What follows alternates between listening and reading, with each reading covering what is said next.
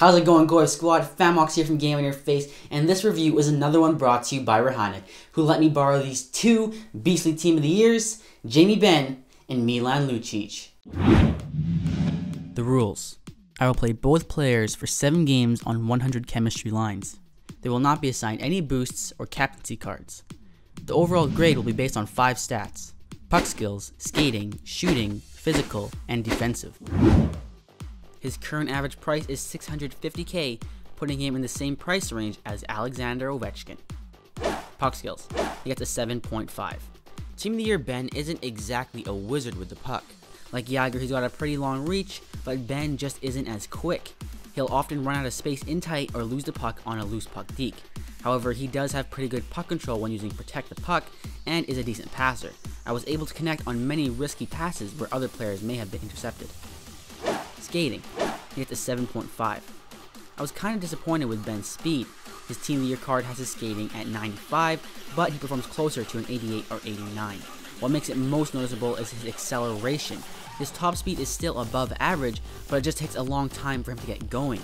That being said, he's still got great balance and is a pretty smooth skater for his size. Shooting. He gets a 9.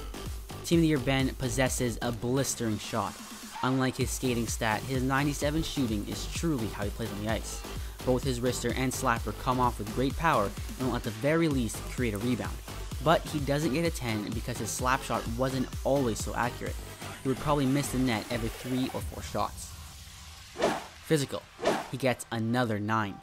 Team of the Year Benn can definitely dominate with his physicality. He's a powerhouse player that has no problem breaking through opposing defenses or crushing enemy targets. However, he didn't have the same Superman strength that Team of the Year Jagr had, and will still occasionally be taken down by other players. Defensive. He gets a 7.5. This is another stat on his Team of the Year card that wasn't very accurate. His defense is at 98, and while I will say that his long reach makes for a good poke check, his terrible discipline really brings him down. That same long stick will land him many trips to the penalty box if you're an aggressive poke checker, and even if you're a rather calm defender, his AI will still get penalties like this one he got for interference. Total points. In 7 games, he got 4 goals and 3 assists for a total of 7 points. His overall grade comes to 8.1 out of 10 or 81%. That's a B-. Even though he has bad discipline and acceleration, Team of the Year Benn is still a very solid player and got one of the higher grades of the year at 81%. The one word I would use to describe Benn is power. You'll find that in his shot, his skating, and just his overall presence on the ice. While he doesn't have the ability to dangle around your opponent, he really doesn't need it as he can just go straight through. But while we're talking about power, we can't forget about Benn's opponent in this review, Team of the Year, Milan Lucic. His current average price is $500K, putting him in the same price range as Sidney Crosby. Puck skills. He gets a 7. Team of the Year Lucic's stick handling is about average. He's got a longer stick, that means he makes wider dekes, and unfortunately he doesn't have the speed to compensate. He still has good puck control, so he can make some good moves if you have it planned out and timed well, but he will probably get stripped on close quarter reactionary dekes. He's also not the greatest passer, and he'll get intercepted if you try to sauce it through high traffic areas. Skating. He gets a 6.5. This is easily Lucic's worst attribute. He's one of the more sluggish players I've used this year. When he's fresh on the ice, he can hustle with 1 versus speed, but after that, he's burnt, and he'll be a few steps behind the rest of the line. So he's got bad endurance and very poor agility. The only thing he has going for him in his skating department is his balance. Shooting.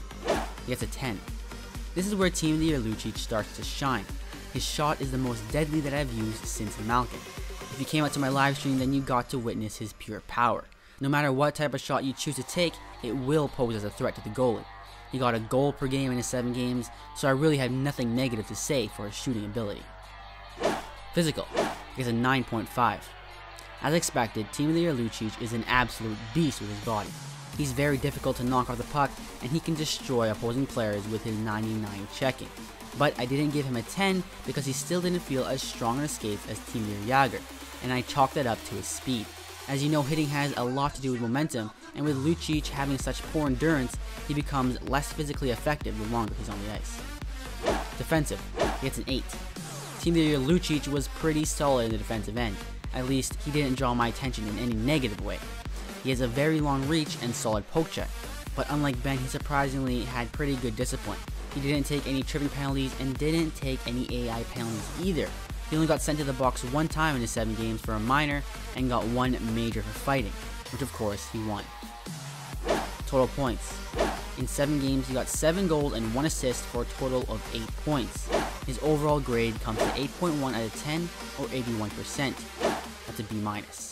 So as you saw, Benn and Lucic got the same exact overall grade, but their skills lay in different places. Lucic is the tougher player who's better in the defensive end and has a monster of a shot, where Benn is more spread out and his strengths are evenly placed throughout his game. So as far as choosing a winner, I really can't make that pick. It just depends on what you're looking for. As the review showed, they're both evenly talented players, and it will ultimately be a choice of what skill sets are most important to you and your team. But of course, these are just the opinions of one guy, and I'm sure a few of you may disagree. So be sure to let me know what you think in the comments. Also, as I mentioned, most of the game clips you saw in this review were live streamed on my Twitch channel. So if you want to see my opinions live and ask questions along the way, then be sure to go to the Twitch link in the description and give me a follow. Again, the vote for next player review will be cancelled, but I already have the next Team of the Year review in the works. And lastly, if you're new to the channel, then be sure to check out some of my previous vids. And if you enjoy them, then be sure to click that subscribe button to join the goyf squad, where I provide in-depth reviews so you can make informed decisions.